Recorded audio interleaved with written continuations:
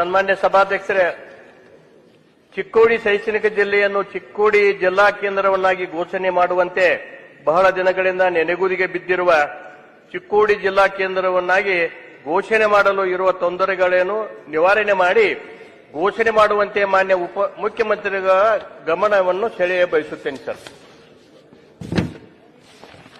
ಮಾನ್ಯ ಸಭಾಧ್ಯಕ್ಷರೇ, ಸರ್ಕಾರದ ಪರವಾಗಿ ಮಾನ್ಯರಿಗೆ ಸದಸ್ಯರಿಗೆ ಉತ್ತರ ಕೊಟ್ಟಿದ್ದೇವೆ. ಅದ್ರ ಮೇಲೆ ಮುಂದೇನಾದರೂ ಅವರ ಅಭಿಪ್ರಾಯ ಸಲಹೆ ಇದ್ರೆ ಹೇಳ್ಬಹುದು.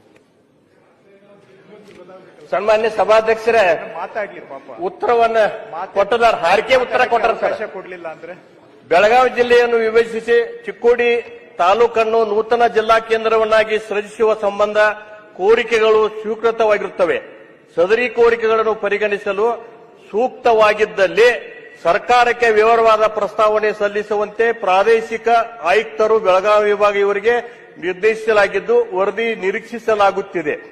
ನೂತನ ಜಿಲ್ಲೆಗಳನ್ನು ಸೃಜಿಸುವ ವಿಷಯವು ಸರ್ಕಾರದ ಸಾಮಾನ್ಯ ನೀತಿಗೆ ಸಂಬಂಧಿಸಿದ್ದಾಗಿದೆ.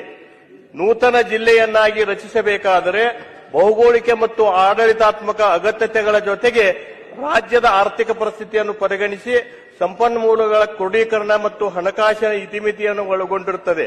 ಆರ್ಥಿಕ ಇಲಾಖೆಯು ಯಾವುದೇ ಹೊಸ ಜಿಲ್ಲೆ, ತಾಲೂಕು, ಹೋಬಳಿ ರಚನೆಗೆ ಸಹಮತಿಯನ್ನು ನೀಡುತ್ತಿರುವುದಿಲ್ಲವಾದ್ದರಿಂದ ಸರ್ಕಾರವು ಪ್ರಸ್ತುತ ಹೊಸ ಜಿಲ್ಲೆಗಳ ರಚನೆಗೆ ಯಾವುದೇ ತಾತ್ವಿಕ ನಿರ್ಣಯ ಕೈಗೊಂಡಿರುವುದಿಲ್ಲ ಅಂತ ಹೇಳಿ ಈಗ ಹಾರಿಕೆ ಉತ್ತರ ಕೊಟ್ಟರೆ ಹೆಂಗ್ ಸರ? 18 MLA ಕ್ಷೇತ್ರ ಸರ್, ಇದು ದೊಡ್ಡ ಜಿಲ್ಲಾ.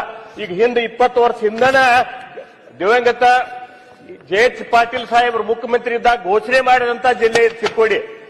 ಇಲ್ಲಿ ತಕ 25 ವರ್ಷ 30 ವರ್ಷ ಆದ್ರೂ ಇನ್ನೂ ತಕ ಜಿಲ್ಲೆ ಘೋಷಣೆ ಆಗ್ತಾ ಇಲ್ಲ.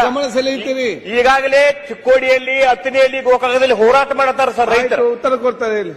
ಈಗ 30 ವರ್ಷ ಹೋರಾಟ ಮಾಡಿ ಒಬ್ರು ರೈತರು, ಈಗ ನಮ್ಮ ನಾಯಕರು ಒಬ್ರು ಸಂಜಾಪುರ ಸತ್ತು ಹೋದ್ರೆ ಈಗ ಬರೀ ಹಾರಿಕೆ ಉತ್ತರ ಕೊಟ್ರೆ ಹೆಂಗ್ ಸರ್? ಈಗ ಘೋಷಣೆ ಮಾಡ್ಬೇಕೀಗ ಚಿಕ್ಕೋಡಿ ಜಿಲ್ಲಾ ಅಂತ ಘೋಷಣೆ ಮಾಡ್ಬೇಕು. 18 MLA ಕ್ಷೇತ್ರ. ಈಗ ಧಾರವಾಡ ಈಗ 3 ಜಿಲ್ಲಾ ಮಾಡಿದ್ದಾರೆ ಸರ್. ಗದಗ ಮತ್ತ ಹಾವೇರಿ ಮತ್ತ ಧಾರವಾಡ ಮತ್ತ ನಮ್ಮ ಬೆಳಗಾವಿ ಜಿಲ್ಲಾ ಮಾಡಕ್ಕೆ ಹಾಕಿ ಇವರಿಗೆ ಹಿಂದೇಟಾಕ್ತಾರೆ ಸರ್ಕಾರದವರು. ಆರ್ಥಿಕ ಏನ್ ಸಲಹಬೇಕು ಮತ್ತ ಪ್ರಾದೇಶಿಕ ಆಯುಕ್ತರದ ವರದಿ ಬೇಕಂತ. ಮತ್ತೆ ಈಗ ಹಿಂದೆ JH ಪಾಟೀಲ್ ಸಾಹೇಬ್ರು ಹೆಂಗ್ ಘೋಷಣೆ ಮಾಡಿದ್ರು ಇದನ್ನ? ಆಯ್ತು ಸರ್. ಈಗ